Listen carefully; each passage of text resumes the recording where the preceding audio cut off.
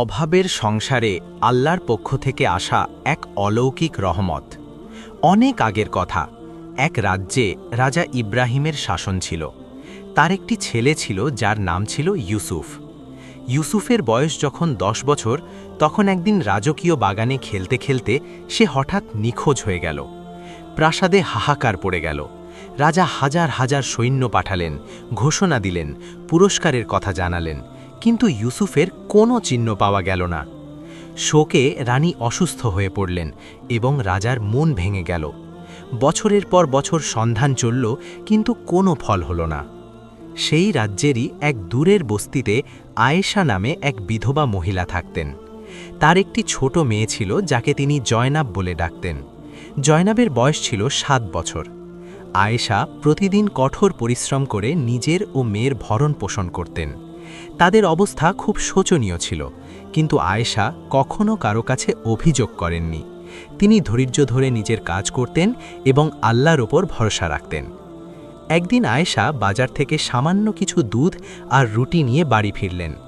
সেদিন তার মজুরি কিছুটা কম ছিল, তাই খাবারও কম ছিল। জয়নাব ক্ষুধার্ত বসেছিল।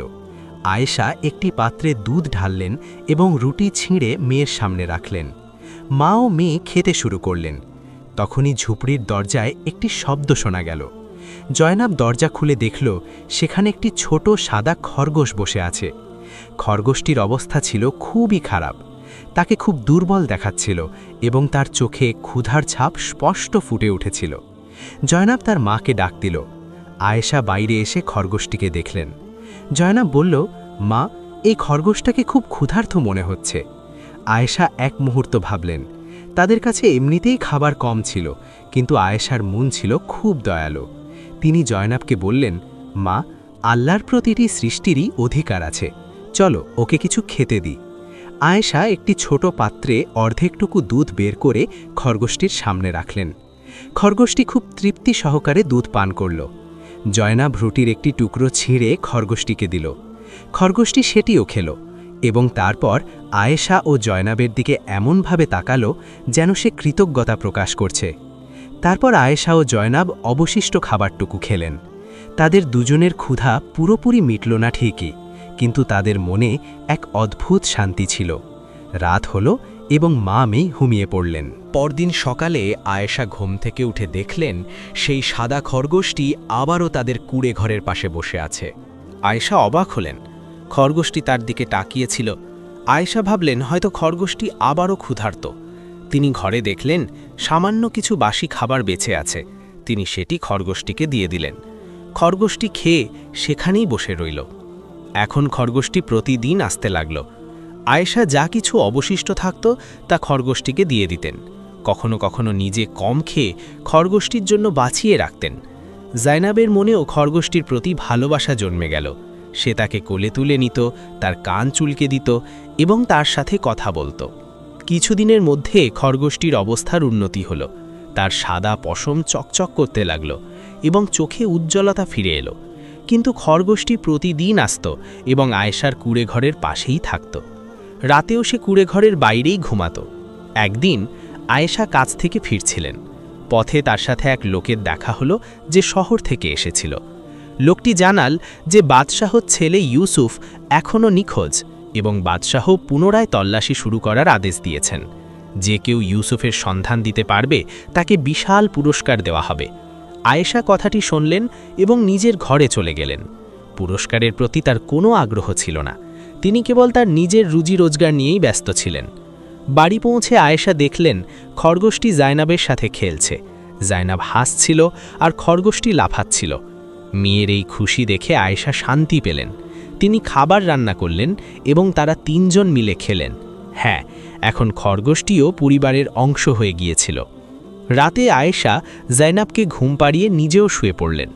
তখনই খরগোশটি হঠাৎ দরজার কাছে এসে দাঁড়ালো। সে এমন আচরণ করছিল যেন কিছু বলতে চায়। আয়েশা উঠলেন এবং দরজা খুললেন। খরগোশটি বাইরে বেরিয়ে গেল এবং পেছন ফিরে আয়েশার দিকে তাকালো। আয়েশার মনে হলো খরগোশটি তাকে ডাকছে। আয়েশা ভাবলেন হয়তো খরগোশটি কোনো বিপদে পড়েছে। তিনি জাইনাবকে ঘুমন্ত অবস্থায় রেখে খরগোশটির পিছু পিছু চলতে শুরু করলেন। খরগোশটি ধীরে ধীরে হাঁটছিল এবং মাঝে মধ্যে থেমে দেখছিল যে আয়েশা আসছে কিনা। সে আয়েশাকে গ্রামের বাইরের দিকে নিয়ে যাচ্ছিল। আয়েশার কিছুটা ভয় লাগছিল ঠিকই, কিন্তু খরগোশটির ওপর তার ভরসা ছিল। তিনি হাঁটতে থাকলেন। গ্রামের বাইরে একটি পুরনো বটগাছ ছিল। খরগোশটি সেই গাছের দিকে এগিয়ে গেল। গাছের কাছে পৌঁছে খরগোশটি একপাশে থেমে গেল। সেখানে ঝোপঝাড় ছিল। আয়েশা ঝোপঝাড়ের দিকে তাকালেন। তিনি কিছু অদ্ভুত শব্দ শুনতে পেলেন। তিনি কাছে গিয়ে ঝোপগুলো সরালেন। সেখানে একটি ছেলে অচেতন অবস্থায় পড়েছিল। ছেলেটির কাপড় ছিল ছেঁড়া এবং মুখে ধুলোবালি মাখা। আয়েশা ঘাবড়ে গেলেন। তিনি ছেলেটিকে নাড়া দিলেন। ছেলেটি ধীরে ধীরে চোখ খুলে আবার বন্ধ করে ফেলল। আয়েশা তৎক্ষণাৎ বুঝতে পারলেন ছেলেটি খুব দুর্বল হয়ে পড়েছে, তার খাবার ও পানি প্রয়োজন। কিন্তু এখানে তো কিছুই ছিল না। আয়েশা ভাবলেন ছেলেটিকে বাড়ি নিয়ে যেতে হবে। আয়েশা ছেলেটিকে তোলার চেষ্টা করলেন, কিন্তু সে বেশ ভারী ছিল। খরগোশটি আয়েশার কাছে এলো এবং এমনভাবে করতে লাগলো যেন সাহায্য করছে। আয়েশা সাহস সঞ্চয় করে ছেলেটিকে তুললেন এবং ধীরে ধীরে নিজের কুঁড়ে ঘরের দিকে হাঁটতে শুরু করলেন। খরগোশটি আগে আগে পথ দেখিয়ে চলছিল।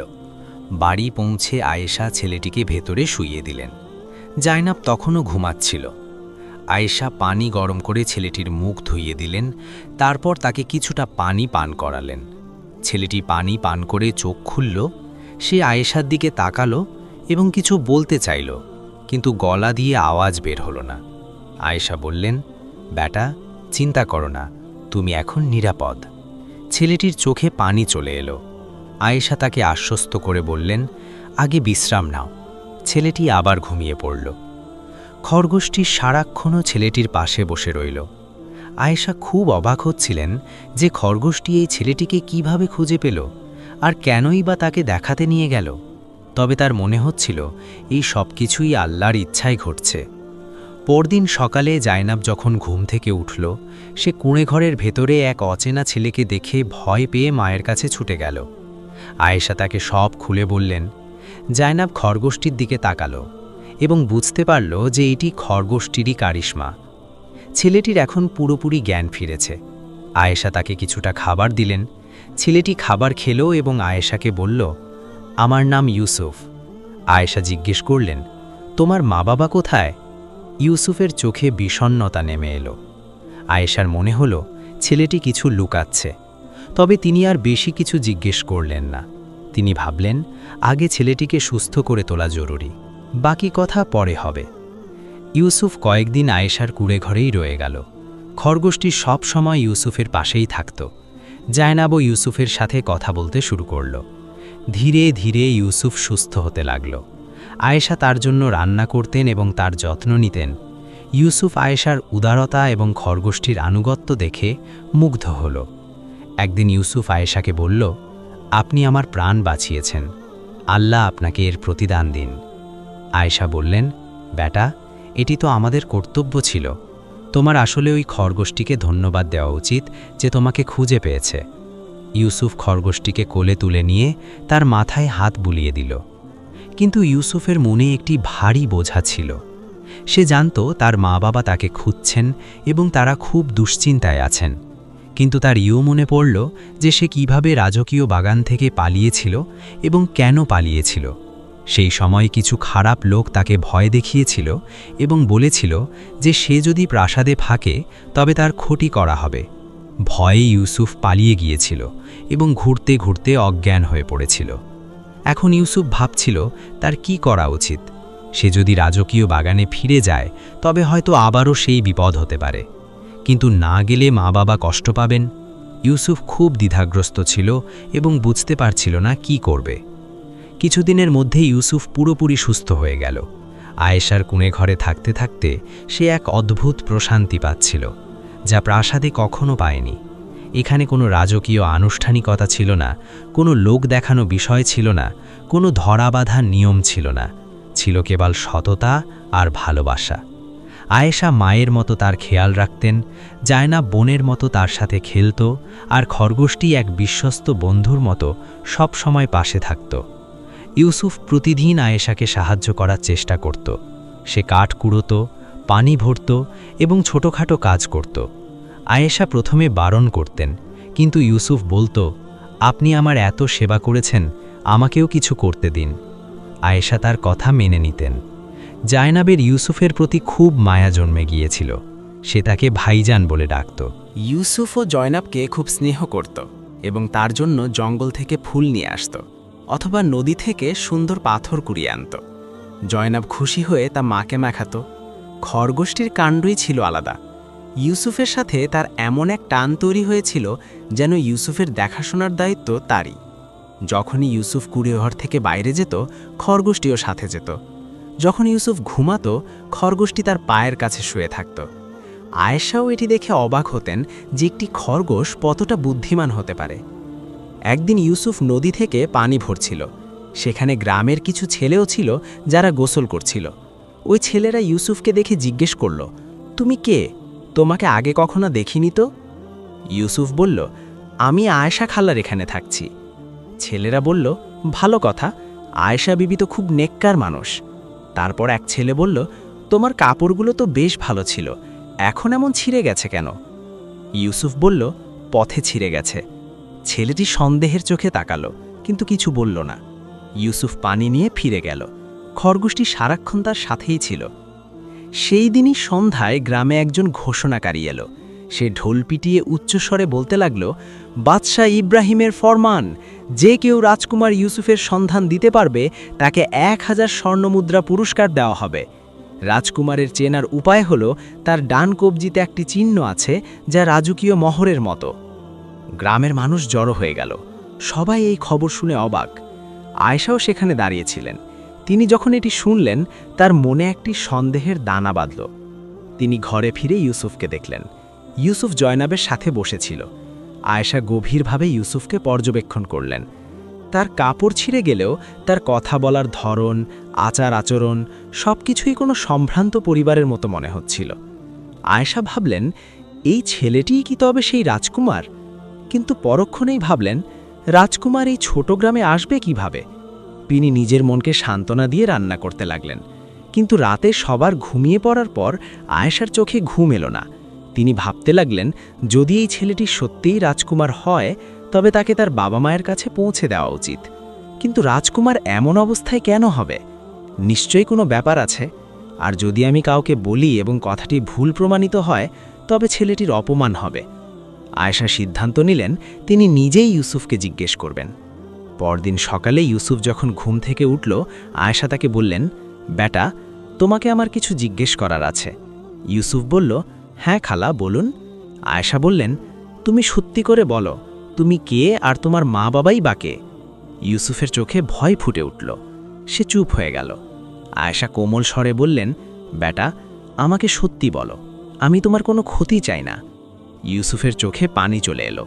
সে বলল, খালা, আমি খুব ভয় পাচ্ছি, আমি জানি না কি করব। আয়েশা তাকে পাশে বসিয়ে বললেন, বেটা, ভয় পেও না, যা হয়েছে আমাকে বলো। ইউসুফ একটি দীর্ঘশ্বাস ফেলে বলল, খালা, আমি বাদশাহ ইব্রাহিমের ছেলে, আমার নাম ইউসুফ এবং আমি প্রাসাদ থেকে পালিয়ে এসেছি। আয়েশা এমনটাই আশা করেছিলেন, তবুও এটি শুনে তিনি অবাক হলেন। তিনি জিজ্ঞেস করলেন, বেটা, তুমি প্রাসাদ থেকে পালালে কেন? ইউসুফ কাঁদতে কাঁদতে বলল, খালা, একদিন আমি রাজকীয় বাগানে খেলছিলাম। সেখানে কিছু লোক এলো যাদের আমি চিনতাম না। তারা আমাকে বলল, রাজকুমার, আমরা আপনার আব্বাজানের খুব খাস লোক, আপনার সাথে আমাদের কিছু কথা আছে। আমি তাদের কাছে গেলে তারা বলল, রাজকুমার, তোমার প্রাণ বিপদের মুখে আছে। প্রাসাদে কিছু লোক তোমার ক্ষতি করতে চায়। তুমি যদি প্রাসাদে থাকো তবে তোমার সাথে খুব খারাপ কিছু ঘটবে। আমি খুব ভয় পেয়ে গেলাম। তখন আমি ছোট ছিলাম, কি করব বুঝতে পারছিলাম না। ওই লোকগুলো বলল যে তুমি এক্ষুনি এখান থেকে পালিয়ে যাও এবং কাউকে কিচ্ছু বলবে না। আমি ভয়ে বাগান থেকে পালিয়ে গেলাম। আমি দৌড়াতে থাকলাম। আমার পথ জানা ছিল না। আমি শহর থেকে বেরিয়ে জঙ্গলে ঢুকে পড়লাম। ক্ষুধা আর তৃষ্ণায় আমার অবস্থা খুব খারাপ হয়ে গেল। আমি পথ হারিয়ে ফেললাম এবং এক পর্যায়ে অজ্ঞান হয়ে গেলাম। যখন জ্ঞান ফিরল তখন আমি এখানে ছিলাম। আয়েশা ইউসুফকে জড়িয়ে ধরল এবং বলল, বেটা, তোমার সাথে খুব অন্যায় হয়েছে। ওই লোকগুলো তোমাকে ধোঁকা দিয়েছে। তোমার আব্বাজন নিশ্চয়ই তোমাকে খুব খুঁজছেন। ইউসুফ বলল, যদি ওই লোকগুলোর কথা সত্যি হয় তবে আমি ফিরে যাব কিভাবে? আয়েশা বলল, বেটা, যারা তোমাকে এসব কথা বলতে এসেছিল তারাই ছিল তোমার আসল শত্রু। তারা তোমাকে প্রাসাদ থেকে তাড়িয়ে দিয়েছে যাতে তোমার ক্ষতি করতে পারে। আসল বিপদ প্রাসাদে নয়, বরং ওই লোকগুলোর কাছে ছিল। তোমার আব্বাজান তোমাকে রক্ষা করতে পারবেন। ইউসুফ আয়েশার কথা শুনে চিন্তা করতে লাগল। তখন জয়নব বাইরে থেকে এলো। সে দেখল ইউসুফ ভাইজান কাঁদছেন। সে দৌড়ে এসে জিজ্ঞেস করল কি হয়েছে। আয়েশা জয়নবকে সব কথা খুলে বলল। জয়নবের চোখ বড় বড় হয়ে গেল। সে বলল, তার মানে ভাইজানই আসল রাজকুমার? ইউসুফ মাথা নাড়ল। জয়নব ইউসুফকে বলল, ভাইজান, আপনার তো আপনার মা বাবার কাছে যাওয়া উচিত, তারা অনেক চিন্তায় থাকবেন। ইউসুফ বলল, হ্যাঁ জয়নব, আমিও সেটাই ভাবছি। খরগোশটি যে এতক্ষণ চুপচাপ বসেছিল হঠাৎ ইউসুফের কাছে এলো এবং তার পা নিজের থাবা দিয়ে স্পর্শ করল। ইউসুফ খরগোশটির দিকে তাকালো। খরগোশটির চোখে এক অদ্ভুত চমক ছিল, যেন সে কিছু বলতে চাইছে। ইউসুফ খরগোশটিকে কোলে তুলে নিল এবং বলল, তুমি আমার প্রাণ বাঁচিয়েছ, তুমি আমার সত্যিকারের বন্ধু। আয়েশা বলল, বেটা, এই খরগোশটিও আল্লাহর তরফ থেকে তোমার কাছে পাঠানো হয়েছে। সে তোমাকে বাঁচাতে এসেছিল এবং এখনও তোমার সাথে আছে। তোমার ঘাবড়ানোর কিচ্ছু নেই। আমি তোমার সাথে যাব এবং তোমাকে তোমার আব্বাজানের কাছে পৌঁছে দেব। ইউসুফ বলল, খালা, আপনি আমার জন্য এত কিছু করছেন, আমি কিভাবে আপনার শুকরিয়া আদায় করব? আয়েশা বলল, বেটা, এটি তো আমার কর্তব্য। আল্লাহ তোমাকে আমার কাছে পাঠিয়েছেন, আমি তোমাকে রক্ষা করব। কিন্তু আয়েশার মনে অন্য একটি চিন্তা ছিল। সে জানত যে সে যদি সরাসরি প্রাসাদে গিয়ে যদি বলা হয় যে এটিই রাজকুমার, তবে মানুষ হয়তো বিশ্বাস করবে না, অথবা যারা ইউসুফকে তাড়িয়ে দিয়েছিল তারা আবারও কোনো শয়তানি করতে পারে। তাই তার একটি নিশ্চিত ও অকাট্য প্রমাণের প্রয়োজন ছিল। আয়েশা ইউসুফকে জিজ্ঞেস করল, বেটা, তোমার কাছে কি এমন কোনো চিহ্ন আছে যা দিয়ে প্রমাণ করা যাবে যে তুমিই রাজকুমার? ইউসুফ বলল, হ্যাঁ খালা, আমার ডান কবজিতে একটি জন্মদাগ আছে, যা হুবহু রাজকীয় মোহরের মতো। এটি জন্ম থেকেই আমার শরীরে আছে। আয়েশা বলল, বেটা, এটি তো খুব ভালো কথা, এতে সবাই নিশ্চিত হতে পারবে। তারপর আয়েশা ভাবল যে প্রাসাদে যাওয়ার আগে গ্রামের মোড়ল বা সরপঞ্চের সাথে দেখা করা উচিত। মোড়ল একজন বুদ্ধিমান মানুষ ছিলেন এবং সবাই তাকে বিশ্বাস করত। মোড়ল সাথে গেলে কথাটির গুরুত্ব বাড়বে। আয়েশা ইউসুফ ও জয়নবকে বলল, তোমরা এখানেই থাকো, আমি মোড়ল সাহেবের সাথে কথা বলে আসছি। ইউসুফ বলল, খালা, আমিও কি আসব? আয়েশা বলল, না বেটা, এখন তুমি এখানেই থাকো, আমি কথা বলে আসি। খরগোশটি ইউসুফের কাছেই রইল। আয়েশা মোড়লের বাড়িতে গেল। মোড়লের নাম ছিল হামিদ।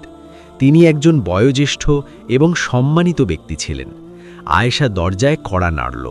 হামিদ সাহেব দরজা খুলে আয়েশাকে দেখে জিজ্ঞেস করলেন, আয়েশা বিবি, কি ব্যাপার? আয়েশা বলল, হামিদ সাহেব, আপনার সাথে আমার খুব জরুরি কথা আছে। হামিদ সাহেব আয়েশাকে ভেতরে ডাকলেন। আয়েশা বসে পুরো কাহিনী শোনাল। হামিদ সাহেব মনোযোগ দিয়ে শুনলেন। আয়েশার কথা শেষ হলে হামিদ সাহেব বললেন, আয়েশা বিবি, এটি তো অনেক বড় ব্যাপার। এই ছেলেটি যদি সত্যিই রাজকুমার হয় তবে তাকে এখনই প্রাসাদে পৌঁছানো উচিত। আয়েশা বলল, হ্যাঁ হামিদ সাহেব, কিন্তু আমার ভয় হচ্ছে কোথাও কোনো ভুল না হয়ে যায়। হামিদ সাহেব বললেন, আমি তোমার সাথে যাব। প্রথমে আমি নিজে ছেলেটির সাথে কথা বলবো এবং তারপর আমরা প্রাসাদের দিকে রওনা দেব। আয়েশা কিছুটা স্বস্তি পেল। দুজনে আয়েশার কুঁয়ে ঘরের দিকে রওনা হলেন। পথে হামিদ সাহেব বললেন, আয়েশা বিবি, তুমি অনেক বড় কাজ করেছ। রাজকুমারকে বাঁচিয়ে এবং তাকে বড় করে তুমি বাদশাহর উপর বিশাল এক এহসান বা উপকার করেছ। আয়েশা বলল, হামিদ সাহেব, আমি তো কেবল আমার দায়িত্ব পালন করেছি। আসল উপকার তো এই খরগোশটির, যে রাজকুমারকে খুঁজে এনেছিল। কুঁড়ে ঘরে পৌঁছে হামিদ সাহেব ইউসুফকে দেখলেন। ইউসুফ দাঁড়িয়ে আদবের সাথে হামিদ সাহেবকে সালাম করল। হামিদ সাহেব ইউসুফের কথা বলার ধরন এবং শিষ্টাচার দেখে বুঝে ফেললেন যে এই ছেলেটি কোনো অভিজাত পরিবারের। তিনি ইউসুফকে কিছু প্রশ্ন করলেন। ইউসুফ সব উত্তর দিল। তারপর হামিদ সাহেব ইউসুফকে বললেন, বেটা, তোমার ডান কবজিটি দেখাও। ইউসুফ তার কবজি সামনে বাড়ালো। সেখানে ঠিক রাজকীয় মোহরের মতো একটি চিহ্ন ছিল। হামিদ সাহেব গভীরভাবে সেটি পর্যবেক্ষণ করে বললেন, আল্লাহর শকর, এটি সত্যিই রাজকুমার ইউসুফ। হামিদ সাহেব আয়েশাকে বললেন, আয়েশা বিবি, এখনই প্রস্তুতি নাও, আমরা এখনই প্রাসাদের দিকে যাব। আয়েশা জিজ্ঞেস করল, হামিদ সাহেব, জয়নবও কি সাথে আসতে পারে? হামিদ সাহেব বললেন, হ্যাঁ অবশ্যই, সেও যাবে, আর ওই খরগোশটিকেও সাথে নেওয়া উচিত, যেটি রাজকুমারকে খুঁজে বের করেছিল। আয়েশা কিছুটা প্রস্তুতি নিলেন। তিনি জয়নাবকে পরিষ্কার কাপড় পরালেন এবং নিজেও বোরকা পরে নিলেন। ইউসুফের কাছে সেই ছেঁড়া কাপড়গুলোই ছিল। হামিদ সাহেব বললেন, অসুবিধা নেই, এটাই ঠিক আছে, এতে বোঝা যাবে রাজকুমার কত কষ্ট সহ্য করেছেন। জয়নাব খরগোশটিকে কোলে তুলে নিল। তারা 4 জন গ্রাম থেকে বেরিয়ে শহরের দিকে রওনা হলেন।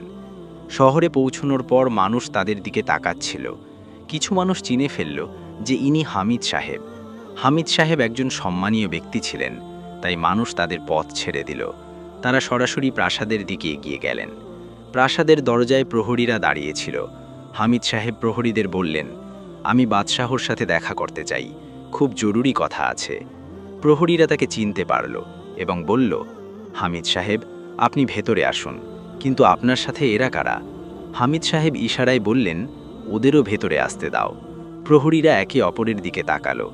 তারপর একজন প্রহরী ভেতরে গিয়ে উজিরকে খবর দিল। উজির বাইরে এসে হামিদ সাহেবকে জিজ্ঞেস করলেন, কি ব্যাপার?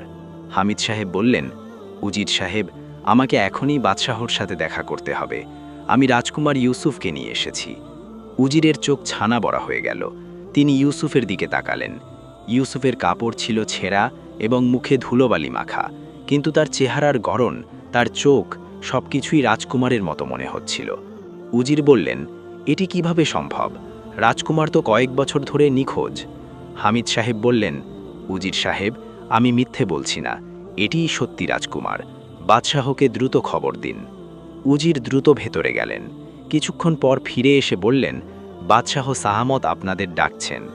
হামিদ সাহেব, আয়েশা, জয়নাব এবং ইউসুফ ভেতরে গেলেন। খরগোশটিও জয়নাবের কোলে ছিল। তারা সবাই দরবারে পৌঁছালেন। সেখানে বাদশাহ ইব্রাহিম সিংহাসনে বসেছিলেন। তার চেহারায় বিষণ্ণতার ছাপ ছিল। তার চুল এবং দাড়ি সাদা হয়ে গিয়েছিল। বছরের পর বছর ধরে চলা শোক তাকে বৃদ্ধ করে দিয়েছিল। যখন বাদশাহ ইউসুফকে দেখলেন, তার হৃদস্পন্দন বেড়ে গেল। তিনি উঠে দাঁড়িয়ে কাছে এসে দেখলেন। ইউসুফ মাথা নত করে বলল, আব্বাজান, আমি ইউসুফ। বাদশাহর চোখে অশ্রু চলে এলো। তিনি ইউসুফের কাছে গিয়ে তাকে জড়িয়ে ধরলেন। পুরো দরবারে খুশির জোয়ার বয়ে গেল। সবাই বুঝতে পারল যে রাজকুমারকে পাওয়া গেছে। বাদশাহ ইউসুফকে বারবার জড়িয়ে ধরলেন এবং জিজ্ঞেস করলেন, বেটা, তুমি কোথায় ছিলে? তোমার সাথে কি হয়েছিল? ইউসুফ পুরো কাহিনী শোনাল। বাদশাহ ইব্রাহিম তার ছেলে ইউসুফের পুরো কাহিনী খুব মনোযোগ দিয়ে শুনলেন। ইউসুফ যখন জানালো যে কিভাবে কিছু মানুষ তাকে ভয় দেখিয়ে প্রাসাদ থেকে তাড়িয়ে দিয়েছিল, বাদশাহর মুখ রাগে লাল হয়ে গেল। তিনি তৎক্ষণাৎ উজিরকে আদেশ দিলেন বিষয়টি তদন্ত করতে এবং যারা এই ষড়যন্ত্র করেছে তাদের খুঁজে বের করতে। রানী ইউসুফকে নিজের বাহুবন্দী করে কেবল কাঁদতে থাকলেন। তিনি বলছিলেন, আমার ছেলে কত কষ্ট সহ্য করে ফিরে এসেছে। ইউসুফও কাঁদছিল, তবে সেই কান্না ছিল আনন্দের। বহু বছর পর সে তার বাবা মাকে ফিরে পেয়েছে। তারপর বাদশাহর নজর পড়ল আয়েশার উপর। আয়েশা মাথা নত করে দাঁড়িয়েছিলেন। বাদশাহ জিজ্ঞেস করলেন, এনারা কারা?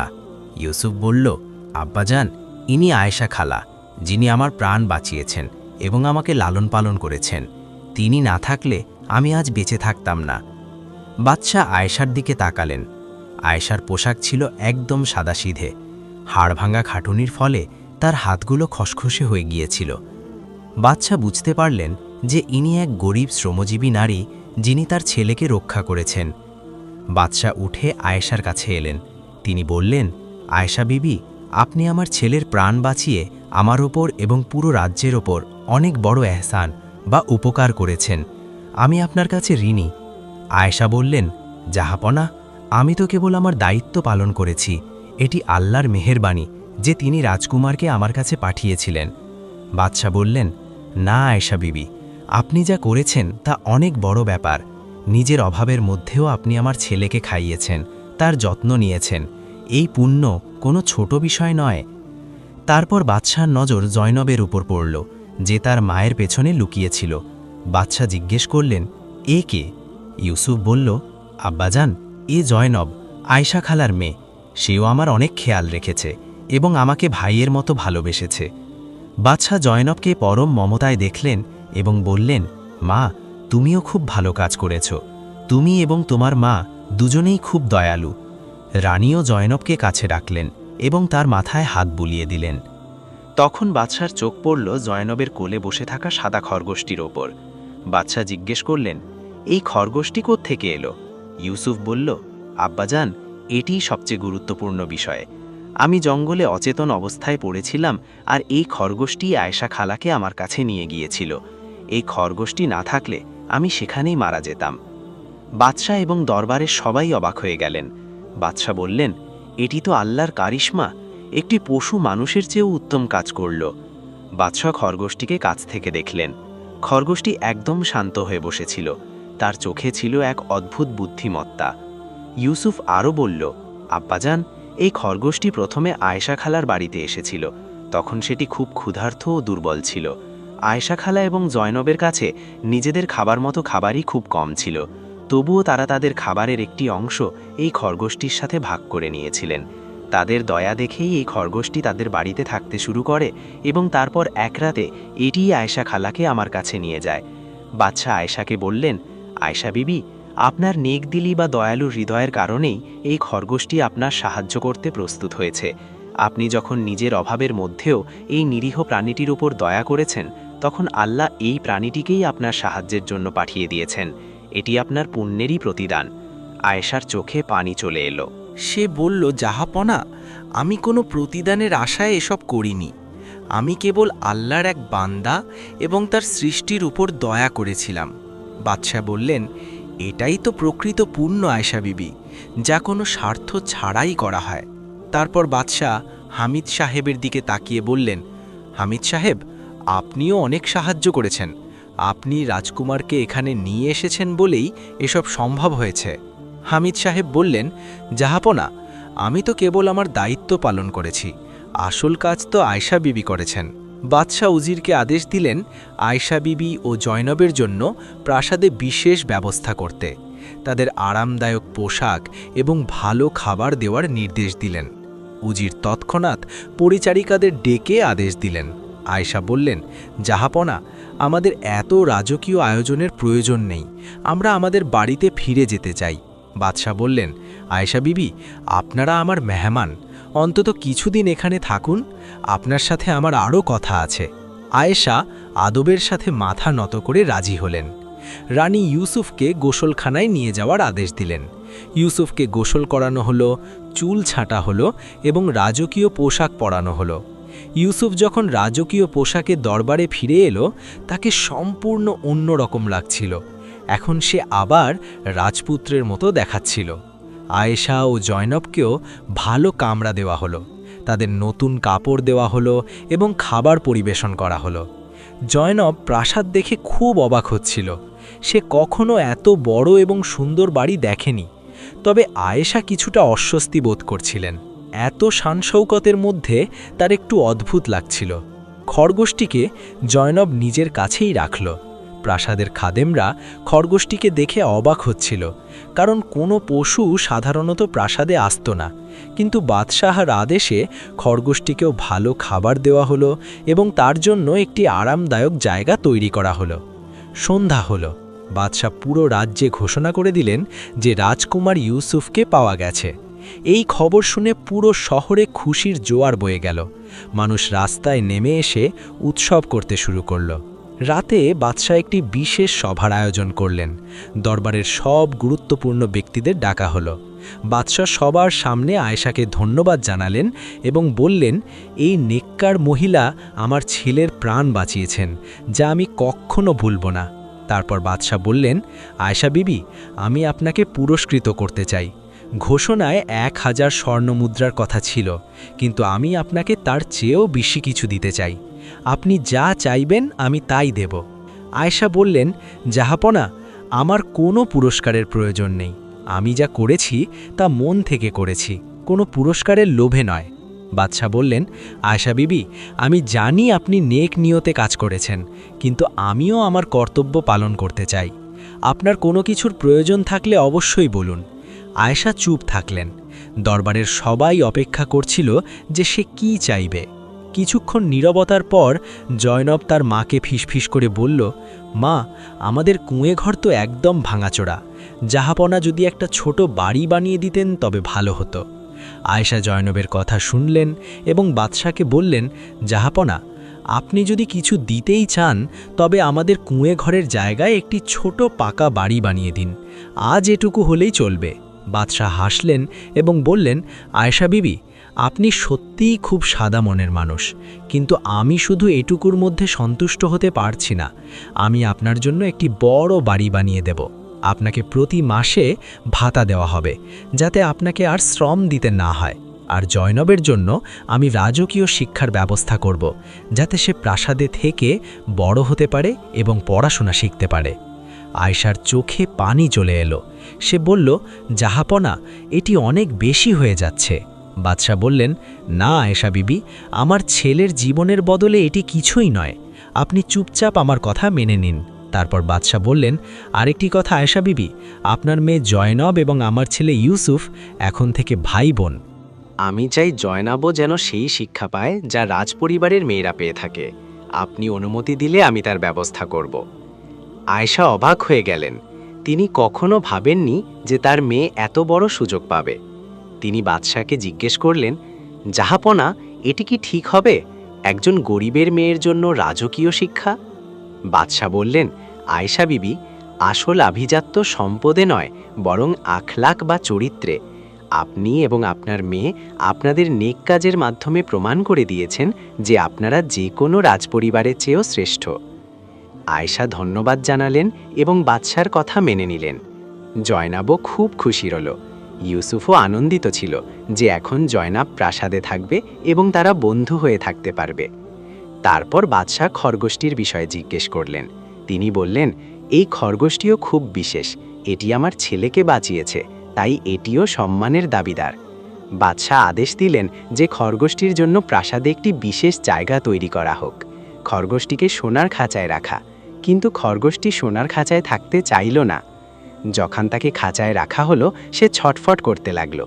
জয়নাব এটি দেখে বাদশাকে বলল, জাহাপনা, এই খরগোশটি স্বাধীন থাকতে চায়, ওকে বন্দি করে রাখবেন না। বাদশাহ বিষয়টি বুঝলেন এবং খরগোশটিকে ছেড়ে দিলেন। খরগোশটি প্রাসাদের বাগানে ঘুরে বেড়াতে লাগল, কিন্তু সে সবসময় ইউসুফ ও জয়নাবের কাছে চলে আসত। পরের দিন বাদশাহ তদন্ত শুরু করালেন। ওয়াজির প্রাসাদের সব চাকর ও রক্ষীদের জিজ্ঞেস করলেন। ধীরে ধীরে জানা গেল যে যেদিন ইউসুফ নিখোঁজ হয়েছিল সেদিন রাজকীয় বাগানে ৩ জন লোক ছিল। এই ৩ জন ছিল বাদশার এক দূর সম্পর্কের আত্মীয়র চাকর। সেই আত্মীয়র নাম ছিল মনসুর। মনসুর নিজে সিংহাসনের দাবিদার হতে চেয়েছিল এবং সেজন্যই সে ইউসুফকে সরিয়ে দেওয়ার ষড়যন্ত্র করেছিল। বাদশাহ যখন এটি জানতে পারলেন, তিনি খুব রাগান্বিত হলেন। তিনি মনসুরকে গ্রেফতার করালেন এবং তার চাকরদেরও পাকড়াও করলেন। মনসুর তার অপরাধ স্বীকার করে নিল। বাদশাহ সিদ্ধান্ত নিলেন যে মনসুরকে নির্বাসন দেওয়া হবে এবং তার চাকরদেরও শাস্তি দেওয়া হবে। এই ফয়সালা শুনে পুরো রাজ্যে খবর ছড়িয়ে পড়ল যে বাদশাহ ইনসাফ বা ন্যায় বিচারের পাশাপাশি দয়াও করেন। মনসুর যা করেছিল তা ছিল অত্যন্ত জঘন্য, কিন্তু বাদশাহ তাকে মৃত্যুদণ্ড দেননি। আয়েশা ও জয়নাব কিছুদিন প্রাসাদে অবস্থান করলেন। এই সময়ের মধ্যে বাদশার কারিগররা তাদের গ্রামে একটি চমৎকার বাড়ি তৈরি করে দিল। বাড়িতে অনেকগুলো ঘর, একটি ছোট বাগান এবং পানির ব্যবস্থাও ছিল। বাড়িটি তৈরি হয়ে গেলে বাদশাহ আয়েশা ও জয়নাবকে নিয়ে সেখানে গেলেন। গ্রামের মানুষ বাদশাকে দেখে অবাক হয়ে গেল। বাদশাহ আয়েশাকে তার নতুন বাড়ি দেখালেন। আয়েশার চোখে খুশির অশ্রু চলে এলো। তিনি কখনো ভাবেননি যে তিনি এত সুন্দর একটি বাড়ি পাবেন। জয়নাব খুশিতে লাফালাফি করতে লাগলো এবং বাড়ির প্রতিটি ঘরে দৌড়াতে লাগলো। বাদশাহ আয়েশাকে বললেন, আয়েশা বিবি, এই ঘরটি এখন আপনার এবং প্রতি মাসে রাজকোষ থেকে আপনি ভাতা পাবেন। এখন থেকে আপনার আর কোনো কিছুর অভাব হবে না। আয়েশা বাদশাকে ধন্যবাদ জানালেন এবং দোয়া করলেন। এরপর সিদ্ধান্ত হলো যে জয়নাবকে প্রাসাদে পাঠানো হবে। সেখানে তাকে লেখাপড়া এবং অন্যান্য দক্ষতা শেখানো হবে। আয়েশা সানন্দে এটি মেনে নিলেন। গ্রামের মোড়ল হামিদ সাহেবও বাদশার সাথে দেখা করলেন। বাদশাহ তাকেও পুরস্কৃত করলেন এবং সাহায্যের জন্য ধন্যবাদ জানালেন। হামিদ সাহেব বললেন, জাহাপনা, আমি তো শুধু আমার কর্তব্য পালন করেছি। ধীরে ধীরে সবকিছু স্বাভাবিক হতে লাগল। ইউসুফ প্রাসাদে ফিরে এলো এবং তার পুরনো জীবনে ফিরে গেল। কিন্তু এখন সে বদলে গেছে। সে দারিদ্র্য দেখেছে, কষ্ট সহ্য করেছে এবং দয়া ও মহানুভবতার আসল মানে বুঝেছে। সে আগের চেয়ে অনেক বেশি কোমল হৃদয়ের মানুষ হয়ে উঠল। জয়নাব সপ্তাহে 3 দিন প্রাসাদে আসত এবং ইউসুফের সাথে পড়াশোনা করত। তারা দুজন খুব ভালো বন্ধু হয়ে উঠল। ইউসুফ জয়নাবকে বোনের মতো মনে করত এবং জয়নাব তাকে ভাইজান বলে ডাকত। খরগোশটির বিষয়টি ছিল সবচেয়ে অদ্ভুত। সে প্রাসাদের বাগানে থাকত ঠিকই, কিন্তু মাঝে মাঝে জয়নাবের সাথে তার বাড়িতেও চলে যেত। খরগোশটি 2 জায়গাতেই অনেক ভালোবাসা পেত। প্রাসাদের মালিরা তার জন্য তাজা সবজি ও ফল নিয়ে আসত এবং আয়েশাও তার খেয়াল রাখতেন। একদিন ইউসুফ বাদশাকে বলল, আব্বাজান, আমি আয়েশা খালার গ্রামটি দেখতে চাই। আমি দেখতে চাই সেখানকার মানুষ কেমন আছে। বাদশা বললেন, বেটা, এটি খুব ভালো কথা। একজন রাজার জন্য তার প্রজাদের অবস্থা জানা খুবই জরুরি। বাদশা ইউসুফকে নিয়ে সেই গ্রামে গেলেন।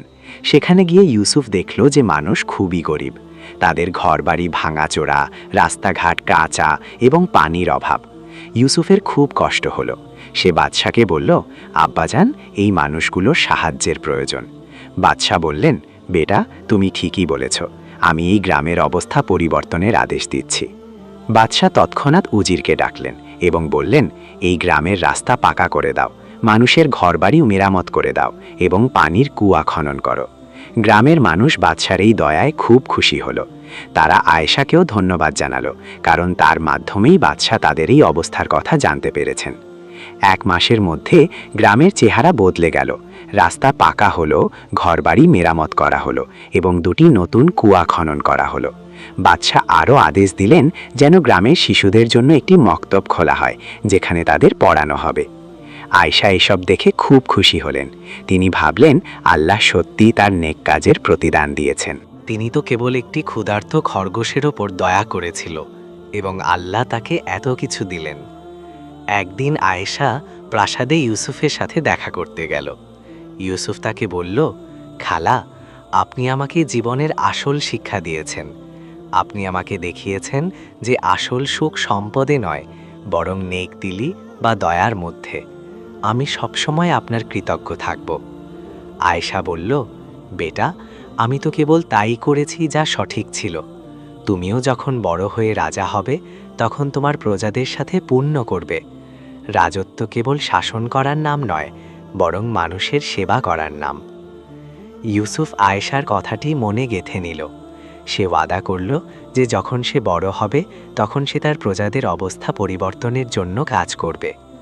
খরগোশটি তখনও ইউসুফের সাথেই ছিল। সে সবসময় তার আশেপাশেই থাকত। ইউসুফও খরগোশটিকে খুব ভালোবাসত। সে খরগোশটির নাম দিল করম, কারণ এই খরগোশটি ছিল আল্লাহর করম, দয়া, যা তার প্রাণ বাঁচাতে এসেছিল। প্রাসাদের লোকজনও করমকে ভালোবাসতে শুরু করল। খরগোশটি এত বুদ্ধিমান ছিল যে মানুষ অবাক হয়ে যেত। সে এমন আচরণ করত যেন মানুষের কথা বুঝতে পারে। মাঝে মাঝে মনে হতো এটি কোনো সাধারণ খরগোশ নয়, বরং আল্লাহর পক্ষ থেকে পাঠানো কোনো বিশেষ প্রাণী। ইউসুফ দরবারে আসার পর রাজা তার শিক্ষার ওপর বিশেষ গুরুত্ব দিলেন। ইউসুফকে শাসন কাজ পরিচালনার কৌশল শেখানো হতে লাগল। তাকে ন্যায় বিচার করা শেখানো হলো, সামরিক প্রশিক্ষণ দেওয়া হলো এবং রাজ্যের কাজকর্ম সম্পর্কে অবগত করা হলো। তবে সবচেয়ে গুরুত্বপূর্ণ বিষয় ছিল এই যে ইউসুফ এখন মানুষের কষ্ট বুঝতে পারত। সে নিজে দারিদ্র্য দেখেছে, ক্ষুধা সহ্য করেছে এবং অসহায়ত্ব অনুভব করেছে। এই অভিজ্ঞতা তাকে একজন শ্রেষ্ঠ মানুষ হিসেবে গড়ে তুলছিল। কয়েক মাস পর রাজা একটি বড় সমাবেশের আয়োজন করলেন। তিনি পুরো রাজ্য থেকে মানুষকে দাওয়াত দিলেন। দরবার সাজানো হলো, অতিথিদের আপ্যায়ন করা হলো। এই সমাবেশে রাজা আয়েশা, জয়নাব এবং খরগোশ করমকে বিশেষ সম্মান প্রদান করলেন। রাজা দরবারে দাঁড়িয়ে বললেন, আজ আমি সেই মানুষদের ধন্যবাদ জানাতে চাই যারা আমার ছেলের প্রাণ বাঁচিয়েছে। আয়েশা বিবি একজন সাধারণ নারী, কিন্তু তিনি তার অভাবের মধ্যে এক ক্ষুধার্ত খরগোশের ওপর দয়া করেছেন এবং তারপর আমার ছেলেকে বাঁচিয়েছেন। এটি পুণ্য এবং ত্যাগের এক অনন্য উদাহরণ। পুরো দরবার করতালিতে ফেটে পড়ল। আয়েশা লজ্জায় মাথা নিচু করে দাঁড়িয়েছিল। রাজা তাকে একটি বিশেষ সম্মানসূচক পোশাক পরিয়ে দিলেন এবং একটি মেডেল দিলেন। জয়নাবকেও সম্মানিত করা হলো, আর খরগোশ করমের জন্য সোনার একটি বিশেষ বেল্ট তৈরি করা হলো, যাতে লেখা ছিল করম, রাজকুমারের রক্ষক। সমাবেশে কবিরা এলেন এবং আয়েশার পুণ্য ও খরগোশের আনুগত্য নিয়ে কবিতা পড়লেন। গায়করা এসে গান গাইল। পুরো রাজ্য এই ঘটনাটি স্মরণ করতে লাগল। বহু বছর পর যখন মানুষ এই গল্পের কথা মনে করত, তখন তারা বলতো যে এক গরিব মহিলার নেকতিলি এবং একটি ছোট্ট খরগোশী আনুগত্য একটি পুরো রাজ্যের ভাগ্য বদলে দিয়েছিল। এবং এই কাহিনী প্রজন্ম থেকে প্রজন্মান্তরে শোনানো হতে লাগল। বছর পেরিয়ে যেতে লাগল এবং ইউসুফ বড় হতে থাকল। এখন সে 16 বছরের এক যুবক। তার শিক্ষা সম্পন্ন হয়েছে এবং রাজা ইব্রাহিম তাকে ধীরে ধীরে রাজ্যের কাজে অন্তর্ভুক্ত করতে শুরু করেছেন। ইউসুফ এখন দরবারে বসে এবং বিচার কার্য শোনে। রাজা তাকে শেখান কিভাবে ন্যায় বিচার করতে হয় এবং কিভাবে প্রজাদের মঙ্গলের জন্য কাজ করতে হয়। কিন্তু ইউসুফ আয়েশার কুঁড়েঘরে যে শিক্ষা পেয়েছিল তা তার হৃদয়ে সবসময় অমলিন ছিল। সে এখনও মাসে অন্তত একবার আয়েশার সাথে দেখা করতে যেত। জয়নাব এখন 14 বছরের কিশোরী এবং সে খুব বুদ্ধিমান হয়ে উঠেছে। সে প্রাসাদে থেকে ভালো শিক্ষা লাভ করেছে। সে পড়াশোনা জানে, কোরআন তিলাওয়াত করে এবং হস্তশিল্পেও পারদর্শী। খরগোশ করম এখনও ইউসুফের সাথেই আছে। গত 6 বছরে সে বৃদ্ধ হয়েছে, কিন্তু তার চোখে এখনও সেই একই উজ্জ্বলতা। করম এখন প্রাসাদের একটি গুরুত্বপূর্ণ অংশে পরিণত হয়েছে। সবাই তাকে চেনে এবং ভালোবাসে। ইউসুফ প্রতিদিন সকালে করমের সাথে দেখা করতে যায় এবং নিজ হাতে তাকে খাবার খাওয়ায়। একদিন রাজা ইব্রাহিম ইউসুফকে ডাকলেন এবং বললেন, বেটা, এখন সময় এসেছে তুমি রাজ্যের দায়িত্ব গ্রহণ করো। আমি বৃদ্ধ হয়েছি এবং এখন আমার বিশ্রামের প্রয়োজন। আমি চাই তোমাকে ওয়ালি আহাদ, সিংহাসনের উত্তরাধিকারী ঘোষণা করতে এবং ধীরে ধীরে তুমি পুরো শাসনভার বুঝে নাও। ইউসুফ বলল, আব্বাজান, আমি এখনও অতটা যোগ্য হইনি, আমাকে আরও শিখতে হবে। রাজা হেসে বললেন, বেটা, যে ব্যক্তি বলে তার আরও শেখার প্রয়োজন সেই আসলে প্রকৃত যোগ্য। অহংকারী মানুষ ভাবে সে সব জানে, কিন্তু বুদ্ধিমান মানুষ সব সময় শেখার জন্য প্রস্তুত থাকে। তারপর রাজা বললেন, তুমি যে অভিজ্ঞতা অর্জন করেছ তা কোনো বইয়ে পাওয়া যায় না। তুমি দারিদ্র্য দেখেছ, তুমি নেক দিলি বা দয়ার আসল মানে বুঝেছ। এই গুণগুলোই তোমাকে একজন ভালো রাজা বানাবে। ইউসুফ তার বাবার কথা মানল এবং প্রস্তুত হল। কয়েক সপ্তাহ পর একটি জাঁকজমকপূর্ণ অনুষ্ঠানের আয়োজন করা হলো। পুরো রাজ্য থেকে মানুষ এলো। ইউসুফকে আনুষ্ঠানিকভাবে উত্তরাধিকারী ঘোষণা করা হলো। তাকে রাজকীয় মুকুট পরানো হলো এবং সিংহাসনের পাশে একটি বিশেষ আসনে বসানো হলো। এখন থেকে ইউসুফও রাজার সাথে দরবারে বসত এবং বিভিন্ন সিদ্ধান্তে অংশগ্রহণ করত। এই অনুষ্ঠানে আয়েশা ও জয়নাবকেও বিশেষভাবে আমন্ত্রণ জানানো হলো।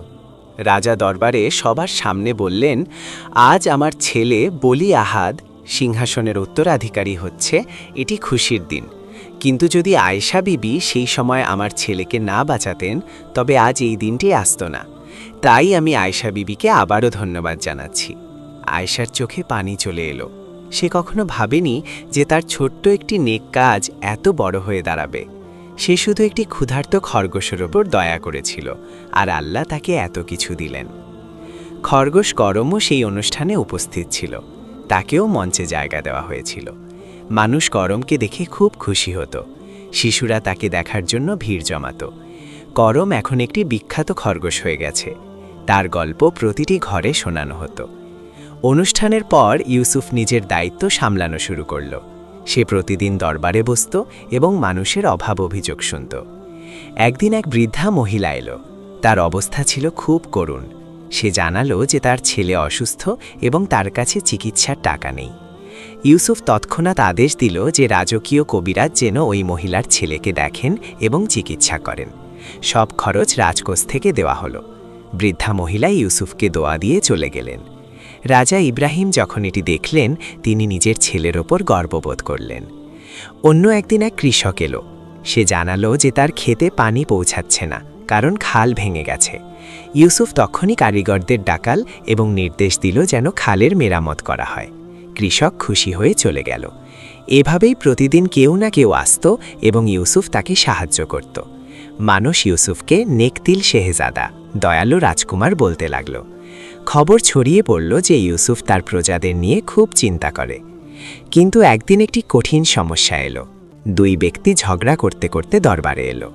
দুজনের মধ্যে একটি জমির টুকরো নিয়ে বিবাদ ছিল। দুজনেই বলছিল যে জমিটি তাদের। দুজনের কাছেই কিছু প্রমাণ ছিল, কিন্তু কোনোটিই অকাট্য প্রমাণ ছিল না। ইউসুফ দুজনের কথা শুনল। সে তাদের প্রমাণগুলো দেখল, কিন্তু ফায়সালা করা কঠিন ছিল। ইউসুফ ভাবল যে সে যদি ভুল ফায়সালা করে তবে একজন নির্দোষ মানুষের ক্ষতি হবে। তার আয়েশার সেই কথা মনে পড়ল যে ইনসাফ বা ন্যায় বিচার করা রাজত্বের সবচেয়ে গুরুত্বপূর্ণ কাজ। ইউসুফ বলল, আমার এই বিষয়টি নিয়ে চিন্তা করার জন্য সময় প্রয়োজন। তোমরা দুজন কাল আবার এসো। দুজন চলে গেল। ইউসুফ চিন্তিত হয়ে পড়ল। সন্ধ্যায় সে আয়েশার বাড়িতে গেল। সে আয়েশাকে পুরো ঘটনা জানালো এবং বলল, খালা, আমি বুঝতে পারছি না কি করব। আয়েশা বলল, বেটা, যখন তুমি কোনো সিদ্ধান্তে পৌঁছাতে পারবে না তখন আল্লাহর কাছে সাহায্য চাও। রাতে ইস্তেখারা করো এবং সকালে মন যা বলে তাই করো। আল্লাহ অবশ্যই পথ দেখাবেন। ইউসুফ আয়েশার কথা মানল। রাতে ইউসুফ নামাজ পড়ে আল্লাহর কাছে দোয়া করল। তারপর সে ঘুমিয়ে পড়ল। স্বপ্নে সে দেখল যে খরগোশ করম তার কাছে আসছে। করম তাকে কিছু দেখাতে চায়। ইউসুফ করমের পিছু পিছু হাঁটছে। করম তাকে একটি পুরনো গাছের কাছে নিয়ে গেল। সেখানে কিছু পুঁতে রাখা আছে। সকালে যখন ইউসুফ উঠল, তার স্বপ্নের কথা মনে পড়ল। সে ভাবল এটি হয়তো আল্লাহর কোনো ইশারা। দরবারে যখন ওই দুই ব্যক্তি আবার এলো, ইউসুফ তাদের জিজ্ঞেস করল যে ওই জমিতে কোনো পুরনো গাছ আছে কিনা। তারা দুজনেই বলল যে হ্যাঁ, সেখানে একটি খুব পুরনো বট গাছ আছে। ইউসুফ বলল, চলো আমরা সবাই ওই জমিতে যাই। সবাই গেল। জমিতে পৌঁছে ইউসুফ সেই বট গাছটি দেখল। সে কারিগরদের ডাকল এবং বলল, এই গাছের নিচে খোঁড়ো। কারিগররা খুঁড়তে শুরু করল। কিছুক্ষণ পর তারা একটি পুরনো সিন্দুক পেল। সিন্দুক খোলা হলে তাতে কিছু পুরনো কাগজপত্র পাওয়া গেল। কাগজগুলো অনেক পুরনো হলেও পড়া যাচ্ছিল। সেই কাগজপত্রে লেখা ছিল জমিটি আসলে কার। ইউসুফ যখন কাগজগুলো পড়ল, তখন জানা গেল যে আসল মালিক তাদের দুজনের কেউই ছিল না। আসল মালিক ছিল তৃতীয় এক ব্যক্তি, যে বহু বছর আগে মারা গিয়েছিল। এই জমিটি ছিল তার বংশধরদের। ইউসুফ সেই ব্যক্তির ওয়ারিশদের খুঁজে বের করার আদেশ দিল। কিছুদিনের মধ্যেই ওয়ারিশদের পাওয়া গেল। এটি ছিল একটি গরিব পরিবার, যারা তাদের এই জমির ব্যাপারে জানতই না। ইউসুফ জমিটি তাদের ফিরিয়ে দিল। ঝগড়া করতে থাকা ওই দুই ব্যক্তি লজ্জিত হল, কারণ তারা অন্যের জমির ওপর দাবি করছিল। এই ঘটনা পুরো রাজ্যে বিখ্যাত হয়ে গেল। মানুষ বলতে লাগল যে ইউসুফকে আল্লাহ সাহায্য করেন। তার বিচার এত নিখুঁত হয় যে অবাক হতে হয়। ইউসুফ জানত এটি তার নিজের বুদ্ধি নয়, বরং আল্লাহর সাহায্য। আর তার এও মনে হলো যে কোনোভাবে খরগোশ করমের সাথেও এ সম্পর্ক ছিল। সময় কাটতে লাগল। রাজা ইব্রাহিম এখন অনেক বৃদ্ধ হয়ে গেছেন। তিনি বেশিরভাগ দায়িত্ব ইউসুফের ওপর সঁপে দিলেন। ইউসুফ ভালোভাবে রাজ্য চালাতে লাগল। প্রজারা খুশি ছিল, রাজ্যে শান্তি ছিল। একদিন খরগোশ করম অসুস্থ হয়ে পড়ল। সে এখন অনেক বুড়ো হয়ে গেছে। ইউসুফ তৎক্ষণাৎ রাজকীয় কবিরাজকে ডাকল। কবিরাজ করমকে দেখে বলল, শেহজাদা, এটি বার্ধক্যের দুর্বলতা। করমের বয়স অনেক হয়েছে। ইউসুফের খুব কষ্ট হলো। সে করমকে নিজের ঘরে রাখল এবং নিজেই তার যত্ন নিতে লাগল। সে নিজ হাতে তাকে খাবার ও পানি খাওয়াত। রাতে করম ইউসুফের পালঙ্কের পাশেই ঘুমাত। জয়নাবও প্রতিদিন এসে করমের সাথে দেখা করত এবং তাকে আদর করত। কিছুদিন পর করমের অবস্থা আরও খারাপ হয়ে গেল। এক রাতে ইউসুফ করমের পাশে বসেছিল। করম খুব দুর্বল হয়ে পড়েছিল। ইউসুফ করমের মাথায় হাত বুলিয়ে বলল, করম, তুমি আমার জীবন বাঁচিয়েছ। তুমি আমার প্রকৃত বন্ধু, আমি সবসময় তোমাকে মনে রাখব। করম ইউসুফের দিকে তাকালো। তার চোখে তখনও সেই একই চমক ছিল। মনে হচ্ছিল যেন সে কিছু বলতে চায়। তারপর ধীরে ধীরে করম চোখ বন্ধ করল এবং শেষ নিঃশ্বাস ত্যাগ করল। করম এই পৃথিবী ছেড়ে চলে গেল। ইউসুফ কেঁদে ফেলল। সে এত বছর করমকে সাথে রেখেছিল যে এখন সে তার পরিবারের অংশ হয়ে গিয়েছিল। ইউসুফ তৎক্ষণাৎ আয়েশা ও জয়নাবকে খবর পাঠালো। তারা দুজনেই প্রাসাদে এলো। তারা তিনজন মিলে করমকে দাফন করার সিদ্ধান্ত নিল। করমকে খরগোশ প্রাসাদের বাগানে একটি বিশেষ জায়গায় সমাহিত করা হলো। সেই স্থানে একটি সুন্দর পাথর বসানো হলো, যার উপর লেখা ছিল, করম বিশ্বস্ত বন্ধু এবং রাজকুমারের রক্ষক। এখানে শান্তিতে ঘুমিয়ে আছে সেই খরগোশ যে একটি রাজ্যের ভাগ্য বদলে দিয়েছিল। পুরো রাজ্যে করমের মৃত্যুতে শোক পালন করা হলো। মানুষ করমকে দেখার জন্য প্রাসাদে এলো। শিশুরা ফুল নিয়ে এলো এবং করমের কবরে রাখল। সবাই করমের জন্য দোয়া করল। আয়েশা ইউসুফকে বলল, বেটা, দুঃখ করো না। করম তার জীবন খুব ভালোভাবে কাটিয়েছে। সে পুণ্যের কাজ করেছে এবং তোমাকে বাঁচিয়েছে। আল্লাহ তাকে জান্নাতে জায়গা দিন। ইউসুফ বলল, খালা, আমার বিশ্বাস যে আল্লাহ অবশ্যই করমকে ভালো জায়গা দেবেন। সে যা করেছে তা অনেক মানুষও করতে পারে না। করমের মৃত্যুর পর ইউসুফ আরও বেশি দয়ালু হয়ে গেল। সে ভাবল যে করম যদি তার ছোট্ট জীবনে এত বড় কাজ করতে পারে, তবে আমাকে আরও বেশি পুণ্য করতে হবে। ইউসুফ আরও পরিশ্রমের সাথে প্রজাদের সেবা করতে শুরু করল। একদিন ইউসুফের মনে হলো যে করমের স্মৃতিতে বিশেষ কিছু করা উচিত। সে রাজা ইব্রাহিমের সাথে কথা বলল। রাজা বললেন, বেটা, তুমি যা চাও তাই করো। ইউসুফ সিদ্ধান্ত নিল যে রাজ্যের প্রতিটি গ্রামে একটি করে ছোট হাসপাতাল তৈরি করা হবে, যেখানে গরিব মানুষের বিনামূল্যে চিকিৎসা হবে। আর প্রতিটি হাসপাতালের সামনে করমের একটি মূর্তি স্থাপন করা হবে, যা মানুষকে মনে করিয়ে দেবে যে নেকদিলি ও দয়া কতটা গুরুত্বপূর্ণ। এই খবর শুনে আয়েশা খুব খুশি হলো। সে বলল, বেটা, এটি খুব ভালো কাজ। করমের স্মৃতি চিরকাল বেঁচে থাকবে এবং মানুষ পুণ্যের শিক্ষা পাবে। ইউসুফ দ্রুত কাজ শুরু করে দিল। কয়েক মাসের মধ্যে পুরো রাজ্যে হাসপাতাল তৈরি হতে লাগল। প্রতিটি হাসপাতালের সামনে মার্বেল পাথরের তৈরি করমের মূর্তি লাগানো হলো। মূর্তির নিচে লেখা ছিল, পুণ্যের বদলা পুণ্য। মানুষ এই হাসপাতালগুলোকে করম হাসপাতাল বলতে লাগলো। গরিব মানুষের এখন আর চিকিৎসার চিন্তা ছিল না। তারা করম হাসপাতালে যেত এবং বিনামূল্যে চিকিৎসা নিত। রোগব্যাধি কমতে লাগলো এবং মানুষের স্বাস্থ্যের উন্নতি হলো। রাজ্য আরও সমৃদ্ধ হতে শুরু করল। একদিন রাজা ইব্রাহিম দরবার ডাকলেন। সবাই একত্রিত হলো। রাজা বললেন, এখন আমি খুব বৃদ্ধ হয়ে গেছি। আমার সময় এসেছে সিংহাসন ছেড়ে দেওয়ার। আমি চাই ইউসুফ এখন রাজা হোক। সে যোগ্য এবং প্রজারা তাকে ভালোবাসে। দরবারের সবাই এতে একমত হলো। ইউসুফ তার বাবার পা ছুঁয়ে বলল, আব্বাজান, আমি কখনোই আপনার জায়গা নিতে পারবো না, তবে আমি আপনার দেখানো পথে চলার চেষ্টা করব। রাজা ইব্রাহিম হেসে বললেন, বেটা, তুমি আমার চেয়েও শ্রেষ্ঠ রাজা হবে। তুমি জীবনকে কাছ থেকে দেখেছ। তুমি মানুষের কষ্ট বোঝো। একটি জাঁকজমকপূর্ণ অনুষ্ঠানের আয়োজন করা হলো। ইউসুফকে রাজা ঘোষণা করা হলো। তাকে মুকুট পরানো হলো এবং সিংহাসনে বসানো হলো। এখন ইউসুফ বাদশাহ ইউসুফ হয়ে গেল। ইব্রাহিম বিশ্রাম নেওয়ার সিদ্ধান্ত নিলেন। তিনি প্রাসাদে নিজের ঘরেই থাকতে শুরু করলেন এবং মাঝে মাঝে দরবারে আসতেন। বাদশাহ ইউসুফ তার প্রথম ফরমান জারি করল। সে ঘোষণা করল যে রাজ্যে কেউ ক্ষুধার্ত অবস্থায় ঘুমাবে না। প্রতিটি গ্রামে রেশনের ব্যবস্থা করা হবে। গরিব মানুষ বিনামূল্যে খাবার পাবে। এই নির্দেশ শুনে প্রজারা অনেক খুশি হল। ইউসুফ দ্বিতীয় ফরমান জারি করল যে প্রতিটি শিশুকে শিক্ষা পেতে হবে। প্রতিটি গ্রামে মক্তব খোলা হবে, যেখানে শিশুরা পড়াশোনা করবে। মেয়েরাও পড়াশোনার সুযোগ পাবে। এরপর ইউসুফ তৃতীয় ফরমান জারি করল যে পশুদের সাথেও ভালো আচরণ করতে হবে। কেউ কোনো পশুতে অহেতুক কষ্ট দেবে না। পশুদের জন্য বিশেষ জায়গা তৈরি করা হবে, যেখানে তারা শান্তিতে থাকতে পারবে। এই ফরমান ছিল করমের স্মৃতিতে। বছর পেরিয়ে যেতে লাগল। বাদশাহ ইউসুফের শাসনকাল ছিল খুব চমৎকার। রাজ্য ছিল সমৃদ্ধ, মানুষ ছিল সন্তুষ্ট এবং চারদিকে শান্তি বিরাজ করছিল। অন্য রাজ্যের রাজারাও ইউসুফের প্রশংসা করত এবং তার সাথে বন্ধুত্ব রাখত। আয়েশা এখন বৃদ্ধা হয়ে গিয়েছিল। সে নিজের ঘরে শান্তিতে বসবাস করছিল। জয়নাব এখন বড় হয়েছে এবং একটি ভালো ঘরে তার বিয়ে হয়েছে। ইউসুফ জয়নাবের বিয়েতে অনেক খরচ করল এবং তাকে প্রচুর উপহার দিল। জয়নাব সবসময় ইউসুফকে নিজের ভাই হিসেবে মনে করত। একদিন আয়েশা অসুস্থ হয়ে পড়ল। ইউসুফ খবর পেয়েই তৎক্ষণাৎ আয়েশার বাড়িতে ছুটে গেল, সাথে রাজকীয় কবিরাজ নিয়ে গেল। কবিরাজ আয়েশাকে দেখে বলল যে এটি বার্ধক্যজনিত দুর্বলতা। ইউসুফ আয়েশার পাশে বসে তার হাত ধরল এবং বলল, খালা, আপনি চিন্তা করবেন না, আমি আপনার পুরো খেয়াল রাখব। আয়েশা হেসে বলল, বেটা, আমার চিন্তা করো না, আমি আমার জীবন খুব ভালোভাবে কাটিয়েছি। আল্লাহ আমাকে অনেক দিয়েছেন।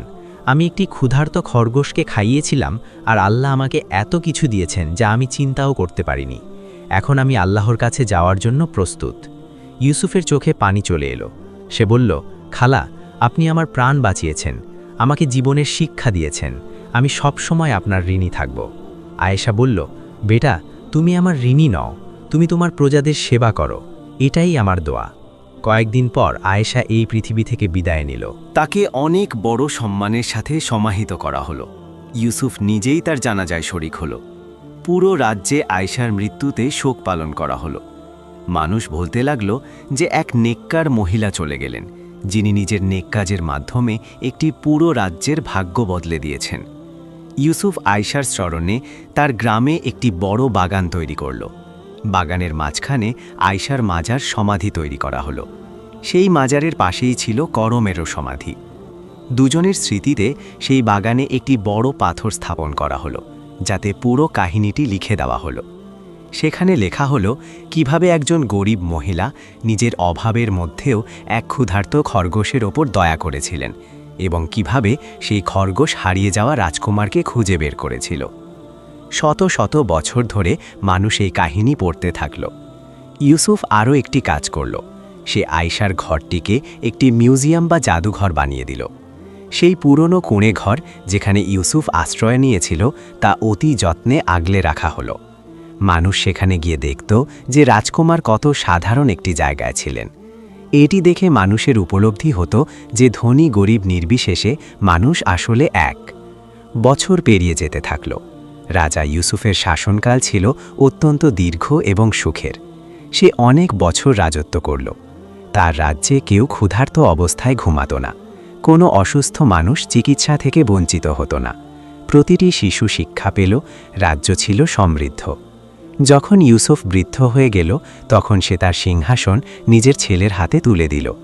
সে তার ছেলেকে সেই সব শিক্ষাই দিল যা সে আয়েশার কাছ থেকে শিখেছিল। সে তার ছেলেকে করমের কবরের কাছে নিয়ে গিয়ে পুরো কাহিনীটি শোনাল। সে বলল, বেটা, মনে রেখো, আসল রাজত্ব শান শকতে মায়, বরং নেকদিলি বা দয়ার মধ্যে। তার ছেলেও সেই একই পথ অনুসরণ করল। এরপর তার ছেলে এবং তারপর তার ছেলেও। এই ধারা বংশপরম্পরায় চলতে থাকল। প্রতিটি রাজাকে করম এবং আয়েশার কাহিনী শোনানো হতো। প্রতিটি রাজা সেই বাগানে যেতেন এবং দুজনের কবরে ফুল চড়াতেন। শতাব্দী পার হয়ে গেল, কিন্তু এই গল্প কেউ কখনো ভুলল না। মানুষ তাদের সন্তানদের এই গল্প শোনাত, শিশুরা বড় হয়ে তাদের সন্তানদের শোনাত। এই কাহিনী প্রতিটি ঘরে, প্রতিটি হৃদয়ে বেঁচে রইল। আজও যদি আপনি সেই রাজ্যে যান তবে আপনি করম হাসপাতাল দেখতে পাবেন, আপনি আয়েশার বাগান দেখতে পাবেন, আপনি সেই মিউজিয়ামটি দেখতে পাবেন। দেখবেন যেখানে সেই পুরনো কোণে ঘরটি এখনও দাঁড়িয়ে আছে। আর আপনি লোকেদের কাছে এই গল্পটি শুনবেন, এক গরিব মহিলার নেকদিলি এবং একটি ছোট্ট খরগোশের আনুগত্যের গল্প, যা একটি পুরো রাজ্যের ভাগ্য বদলে দিয়েছিল। এই গল্প আমাদের শেখায় যে নেক কাজ কখনো বৃথা যায় না। আল্লাহ প্রতিটি নেক কাজের প্রতিদান দেন, যদিও আমরা হয়তো তার আশা রাখি না। একটি ছোট্ট কাজ, একটি ছোট্ট দয়া কত বড় পরিবর্তন আনতে পারে। আয়েশা শুধু তার অর্ধেক খাবারের সামান্য অংশ একটি ক্ষুধার্ত খরগোশকে দিয়েছিল, কিন্তু সেই একটি নেক কাজ তার এবং তার মেয়ের পুরো জীবন বদলে দিল। শুধু তাদেরই নয়, পুরো রাজ্যের জীবন বদলে দিল। খরগোশটি তার আনুগত্য দেখালো। যে তাকে খাবার দিয়েছিল সে তার কৃতজ্ঞতা স্বীকার করল এবং রাজকুমারকে খুঁজে বের করে তাকে সাহায্য করল। একটি পশু তাই করল যা অনেক মানুষ করে না, আনুগত্য এবং কৃতজ্ঞতা। আর ইউসুফ যা কিছু শিখল তা তাকে একজন মহান রাজা হিসেবে গড়ে তুলল। সে বুঝতে পারল যে আসল শক্তি দয়ার মধ্যে, আর আসল সম্মান হল নেক কাজে, এবং এই শিক্ষা সে পরবর্তী প্রজন্মগুলোর কাছে পৌঁছে দিল। এই গল্প আজও বেঁচে আছে এবং চিরকাল বেঁচে থাকবে, কারণ এটি কেবল একটি গল্প নয়, এটি মায়ের মমতা এবং খরগোশের উপকারের সেই শিক্ষা যা একজন হারিয়ে যাওয়া রাজকুমারকে কেবল খুঁজে বের করতেই সাহায্য করেনি, বরং তাকে একজন মহান রাজা হিসেবে গড়ে তুলেছে। আর যখনই কেউ এই গল্প শোনে, তার মন বলে ওঠে যে আমাকেও নেক কাজ করতে হবে, তা সে যতই ছোট হোক না কেন, কারণ প্রতিটি নেক কাজ আল্লাহর কাছে লিপিবদ্ধ থাকে এবং তার প্রতিদান অবশ্যই পাওয়া যায়। এই ছিল মায়ের মমতা এবং খরগোশের উপকারের কাহিনী, এমন এক গল্প যা শেখায় যে নেক কাজ কখনো বৃথা যায় না। কাহিনী সমাপ্ত প্রিয় দর্শক। প্রতিদিন নতুন ভিডিও পেতে আমাদের ইসলামিক ইতিহাস চ্যানেলটি অবশ্যই সাবস্ক্রাইব করুন এবং ভিডিওতে কমেন্ট করুন। আশা করি আপনারা সবাই ভালো ও সুস্থ থাকবেন। আসসালামু আলাইকুম।